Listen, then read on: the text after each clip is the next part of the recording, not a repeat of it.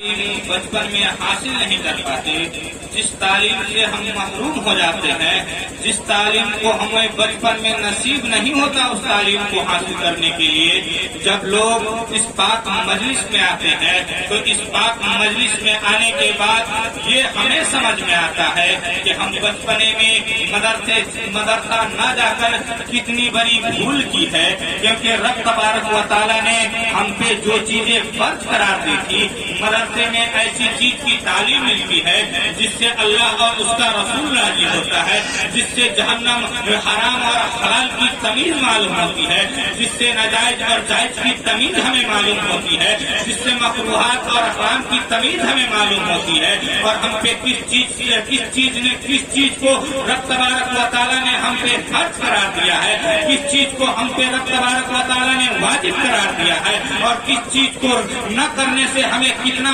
عذاب لاحق ہوگا، رب تبارک و تعالیٰ کی رضا ہم کیسے حاصل کر پائیں گے، یہ تمام چیزیں اس اسٹیج سے معلوم ہوتا ہے۔ جب ہمیں غسل کا طریقہ معلوم نہیں ہوتا تو ہمیں معلوم کہاں سے ہوگا؟ مدرسے جب ہم جائیں گے تو ہمیں پاکی کس طرح حاصل کرنی ہے، اس کا طریقہ ہمیں مدرسہ سے حاصل ہو پائے گا، اور جب ہم مدرسہ نہیں جاتے ہیں تو اس کو پھر کہاں سے معلوم کریں گے، اس کو پتہ کہاں سے کریں گے، اس چیز کی معلومات ہمیں کہاں سے ہوگی؟ جب ہم مدرسہ جانے سے محروم ہو جاتے ہیں، اور پاک کس طرح ایک ناپاک انسان پاک کیسے ہوگا، اس کا طریقہ ہمیں مدرسہ سے نہیں ملا، تو یہی اسٹیج ہے، یہی وہ ایک پاک مجلس ہے، یہی ایک پاک جگہ ہے جہاں سے ہمیں پاکی حاصل ہو کرنے کا طریقہ بتایا جاتا ہے کہ جب انسان ناپاک ہو جائے تو پہلے اس گندگی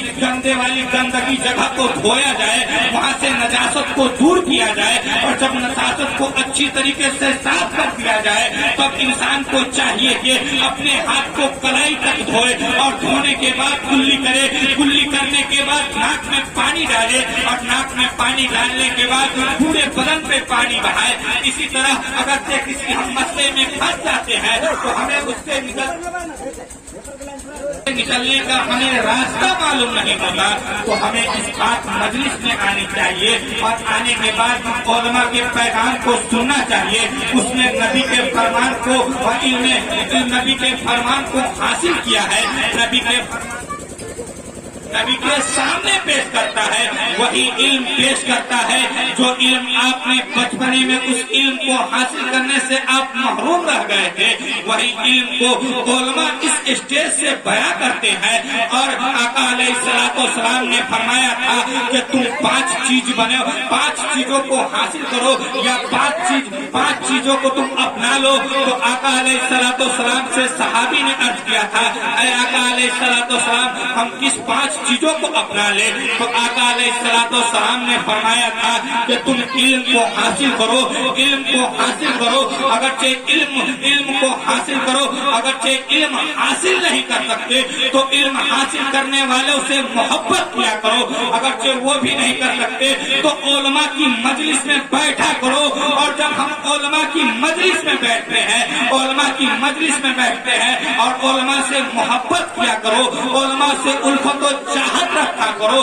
تو اللہ تبارک و تعالیٰ آپ کو دنیا میں بھی کامیابی عطا کرے گا اور آخرت میں بھی آپ کو کامیابی نصیب کرے گا۔ تو میرے بزرگوں اور دوستوں، یہ پاک مجلس ہے،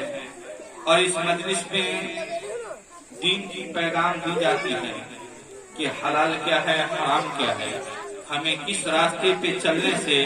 اللہ اور اس کے رسول کی پہچان حاصل ہوگی، اور کس راستے پہ چلنے سے اللہ اور اس کا رسول ہم سے راضی ہوگا، اور جس سے اللہ اور اس کا رسول راضی ہوگا ہو گیا۔ تو ڈاکٹر اقبال فرماتے ہیں کہ کی محمد سے وفا